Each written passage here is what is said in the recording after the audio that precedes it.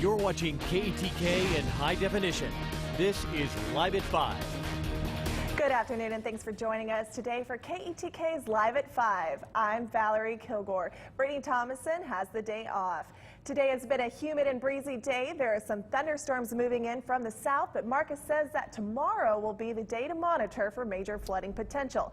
There's been a string of violence in Longview and some local businesses are keeping their doors locked. A salon on the 2600 block of Martin Luther King Boulevard was held at gunpoint Wednesday evening, one of 3 gun-related instances that night. Mary J. Lomax has owned her salon for about 20 years and says she has never been robbed at gunpoint. A man came into the salon to buy a soda, left a few minutes later, and another man came in with a gun demanding money.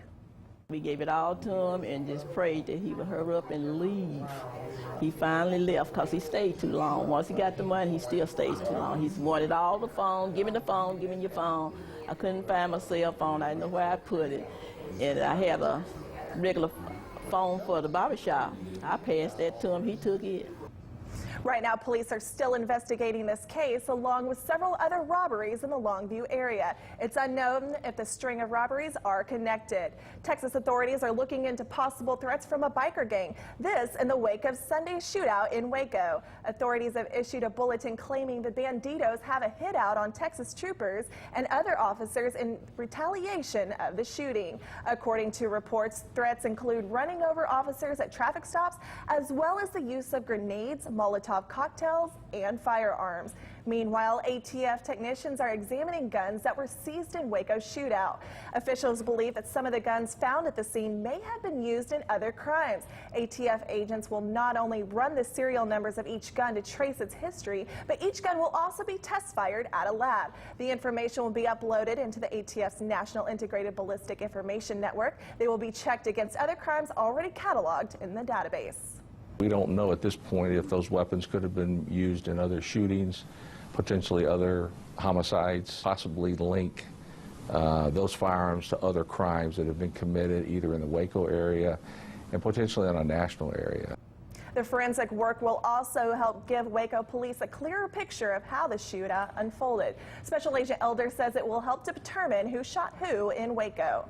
A Cleveland police officer has been found not guilty of voluntary manslaughter in the killing of 2 unarmed people after a high-speed car chase in 2012. Officer Michael Brelo was one of 13 officers involved in the chase, but he was the only officer to face criminal charges. Prosecutors say once the chase ended, the suspect's car backfired. Brelo, thinking it was the men shooting at officers, stood on the car hood and fired 15 rounds into the windshield. Experts say Brelo had acted reasonably in the belief that police officers were endangered.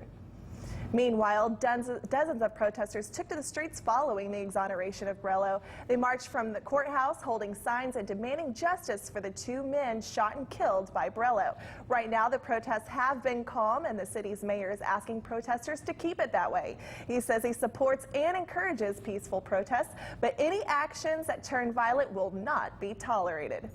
Lawmakers endorse allowing epilepsy patients to use cannabis oil for treatment. Pharmacies that supply the state its drugs will not be disclosed, and Governor Abbott wastes little time signing the so-called detention fracking ban bill into law. Elena Rocha, with our reporting partner, the Texas Tribune, has the latest from Austin.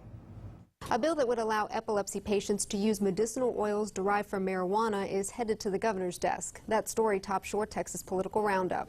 This week, the House passed the Senate bill that would legalize oils containing CBD, a non-euphoric component of the marijuana plant known to treat epilepsy and other medical conditions.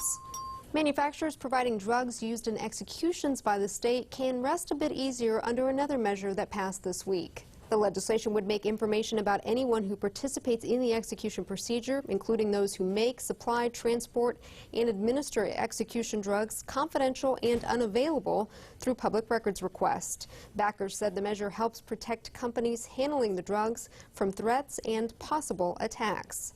Governor Greg Abbott has already signed a handful of bills into law, including one that would limit local control of oil and gas production.